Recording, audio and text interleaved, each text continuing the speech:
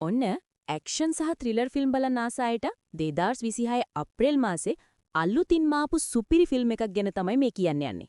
ඒක තමයි Brothers Under Fire.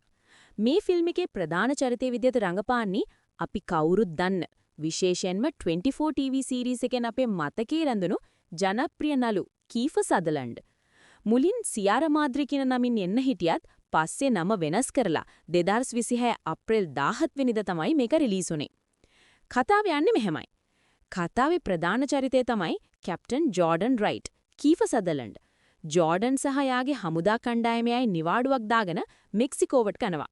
ඒ යාළගේ කණ්ඩායමේම යාළුවෙකුගේ wedding එකකට සහභාගී වෙලා පොඩි විනෝදයක් ගන්න හිතාගෙන. හැබැයි මේ සතුටුදායක ගමන හිතපු නැති විදිහට කණපිට පෙරලෙනවා. වෙඩින් එක ASCII මෙක්සිකෝවේ ඉන්න අතිශය භයානක මද්ද්‍රව්‍ය ජාවාරම්කාර කල්ලියක් මේගොල්ලන්ට හදිසි ප්‍රහාරයක් එල්ල කරනවා. මෙතනින් පස්සේ කතාව සම්පූර්ණයෙන්ම වෙනස් වෙනවා. වෙඩින් එකක සතුට වෙනුවට මේ හමුදා කණ්ඩායමට සිද්ධ වෙන්නේ තමන්ගේ ජීවිත බේරගන්න ලොකු සටනක් කරන්න. තමන්ගේ ඉතුරු වෙලා ඉන්න සෙබළුන්ගේ ජීවිත බේරගෙන මේ දරුණු පාතාල කල්ලියත් හැප්පිලා කොහොමද යාලා පණ බේරගන්නේ කියන එක තමයි ෆිල්ම් එක පුරාවතම තියෙන්නේ.